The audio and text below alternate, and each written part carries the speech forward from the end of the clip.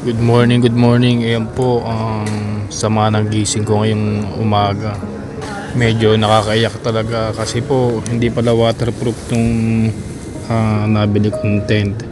Tsaka talagang bahang-baha. Kaya pala sabi ko bakit ang lamig nung kagabi nung natutulog ako. Kaya yan, hassle talaga oh. Bad trip, bahang-baha. Basang-basa pati yung likod ko. Yan, bali naglimas po ako dyan. Pati luha ko yata kasama na sa nilimas ko dyan. Sobrang hassle talaga. Kinamusta nga ako ng misis ko nung magkausap kami sa telepono. Sinabi ko na lang sa kanya na okay lang ako. Hindi ko pinapalatang galing ako sa iyak. Siyempre, matibay tayo, di ba? Charot! Ayan, nagpe-prepare na ako sa mga lulutuin. Bago yan, siyempre simulan natin ang magandang araw, no? Maliligo muna ako. Everything's okay.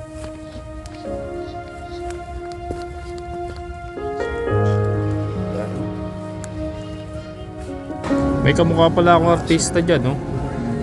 Si Robin Padilla ba? O Willie Rebilla ba eh?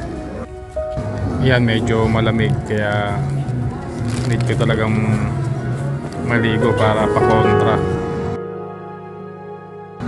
Tapos nang alala ko, wala nga pala akong propane. Nalimutan ko kahapon bumili. Kaya nagpasama ako sa may-ari ng resort. Tsaka mababait sila dito. Bali ano pala sila rito, mga local. Akala ko mga local lang dito is yung mga yung mga nakatira dito African. Pero ang totoo parang 6th generation ng mga parang mga French dati na yun nga nag-start din sila dito. Kaya akala ko tuloy hindi sila taga dito, pero napakababait nila. Parang same sila ng culture natin.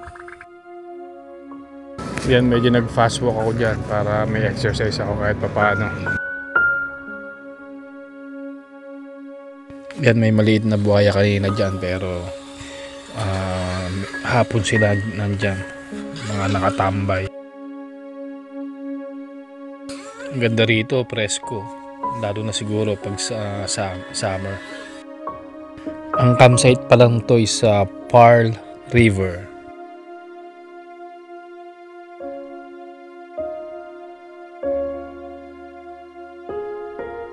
Yeah, pupuntahan natin yung may-ari ng resort. Yeah, pupuntahan ko yung may-ari para magpasama at bibili ako ng gagamitin kong lutuan.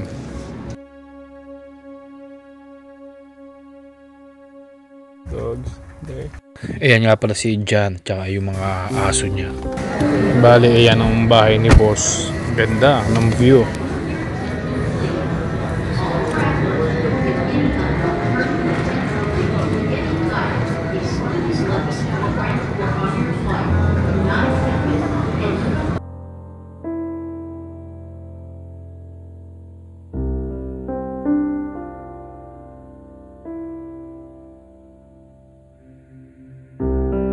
Ayan, pinahiram niya rin ako ng kawali tsaka tsanse. Ganon silang ka-thoughtful. Bali dyan na ako magluluto sa silong kasi umuulan, kaya mas komportable kung dito ako magluluto.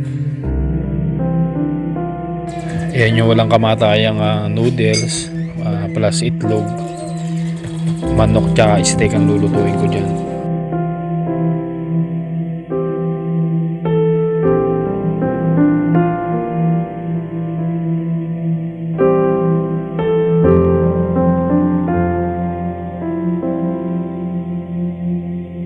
Bali, ayan, set up ko na yung gagamitin kong stove. Portable siya kaya madali siyang set up.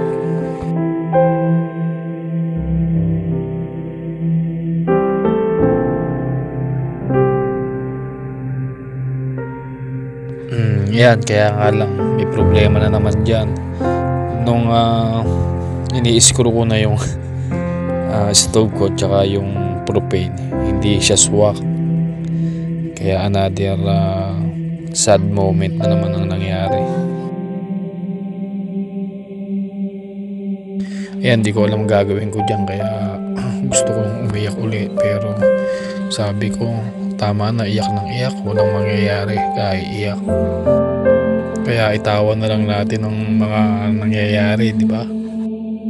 Minalas lang ng konti, pero ipagpasalamat pa rin natin ang lahat.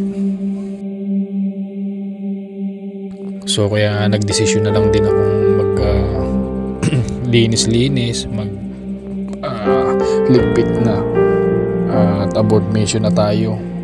Binala ko na lang na mag-stay sa city, kaya yun ang best way kaysa naman magantay tayo dito sa wala. Masasayang ang araw natin. Kaya siguro i-enjoy ko na lang siguro yung araw ko sa city. Bale, yun na lang ang naging plano ko. Medyo sketchy nga lang dito sa city, lalo na pag medyo madilim na. Kaya ingat-ingat lang din. Yun lang ang advice nila sa akin. Pero syempre, pwede naman tayong tumakbo pag sakaling may aberyang nangyari, di ba? Laki pa na rin natin ng dasal.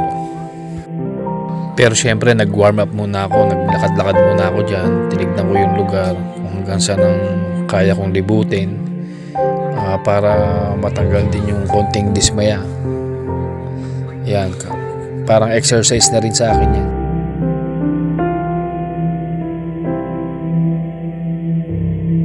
Yeah, bali malawak pala tong lugar na to. Marami siyang maliliit na swimming pool. Tsaka dun sa kabila, dalawang malaki. Talagang pang pamilya to pag summer.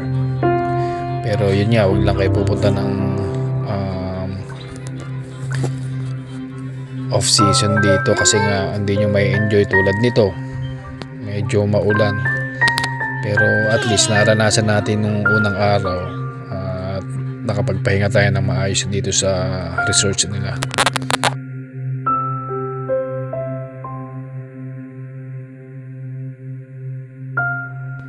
Bali ako lang po ang tao dyan, plus yung may-ari nga nandun sa harap.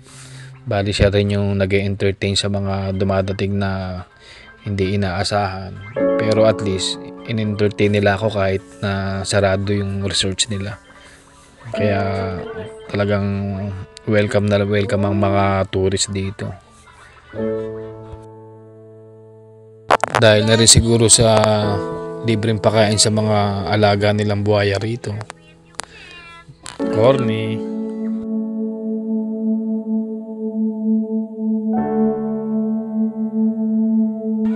Yan, sa lungkot ko, magliligpit na ako. Iiwanan ko na lang kung ano yung pwede kong maiwan dito sa mga tropa natin. Kasi para hindi masayang yung mga pagkain. Sayang, worth $100 pa naman yung mga binili ko rito. Good for 3 days talaga to. Pero since na hindi natin magagamit, bibigyan na lang natin sa mga tao dito.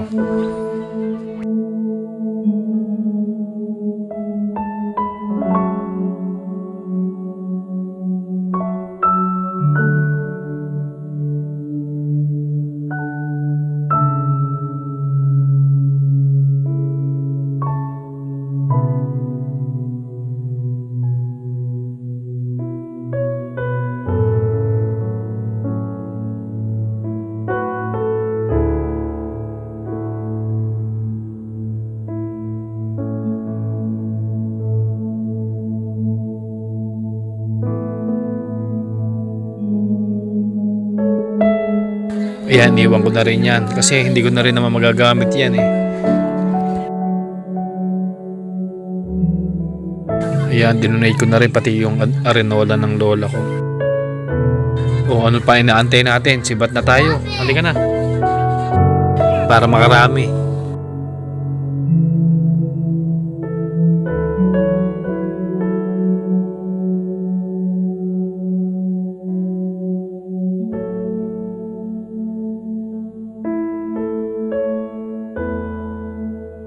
Ano Coco Martin, baka naman pwede mo akong maging kadobol. O ano, bumalik ka pa? Sibat ka na. Okay, naiwan pala yung magic drink. Yan yung pinakagasolina natin dyan, Gatorade. Baka naman Pinamana pa sa akin yan ng lolo ko. Galing pa yan ng Pinas. Tingnan mo naman, nakakarating hanggang Cape Town. Alam nyo naman, Gatorade is life.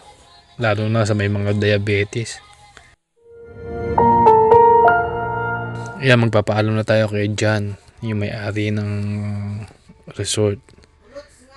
Kikis na rin tayo sa kanya sa sobrang bait niya. Napamahal na rin ako sa kanya.